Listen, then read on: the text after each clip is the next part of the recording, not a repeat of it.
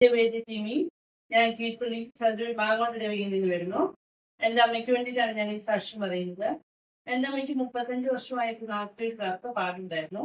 ഇടയ്ക്കിടയ്ക്ക് അങ്ങനെ വേദന വരും പോകും. അങ്ങനെ ഞങ്ങൾ ഒരു ഡിസംബർ മാസം ഇരുത്തി അമല ഹോസ്പിറ്റലിൽ കൊണ്ട് കാണിച്ചു. അമ്മയ്ക്ക് അന്നേരം ഇടയ്ക്കിടയ്ക്ക് നാട്ടിന് വേദന ഉണ്ടായിരുന്നു. അങ്ങനെ ഇരുത്തി അമല ഹോസ്പിറ്റലിൽ കൊണ്ട് കാണിച്ചപ്പോൾ അവർ പറഞ്ഞു നമുക്ക് ബയോപ്സിക്ക് അയക്കാമെന്ന് പറഞ്ഞു. അങ്ങനെ ബയോപ്സിക്ക് അയച്ചു. അതിൻ്റെ റിസൾട്ട് പോസിറ്റീവായിട്ട് കണ്ടു. അങ്ങനെ ഞങ്ങൾ എന്ത് ചെയ്തു, അച്ഛനെ കാണാൻ വേണ്ടുന്നു.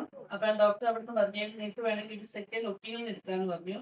അങ്ങനെ ഞങ്ങൾ അച്ഛനെ വന്ന് കണ്ടു. അങ്ങനെ അച്ഛനെ വന്ന് കണ്ടപ്പോ അച്ഛൻ പറഞ്ഞു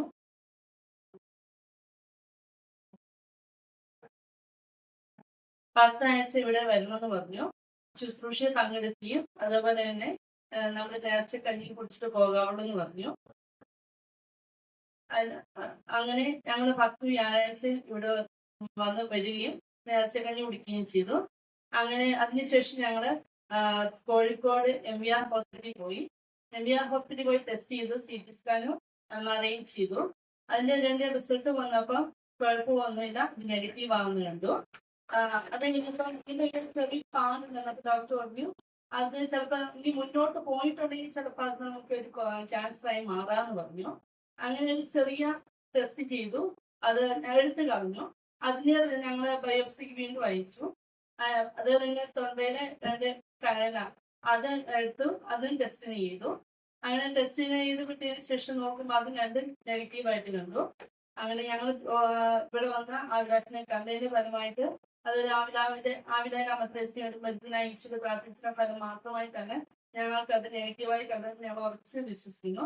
ഞങ്ങൾക്ക് വേണ്ടി പ്രാർത്ഥിച്ച അച്ഛനും ആവിലാമത്രിസ്റ്റും മരുന്നിനായി ഈശ്വരയ്ക്കും ഒരായിരം നന്ദി. പ്രിയപ്പെട്ടവരെ, 35 വർഷമായിട്ടുണ്ടായിരുന്ന നാവിലെ കറുത്ത പാടാണ്.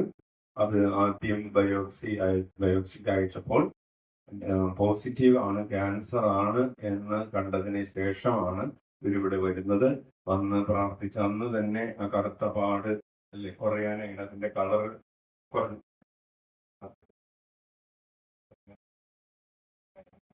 അത് അന്ന് തന്നെ ആ നാവിലെ ആ കളറ് കുറയാനായിട്ട് ഈശോ ഇടവരുത്തി.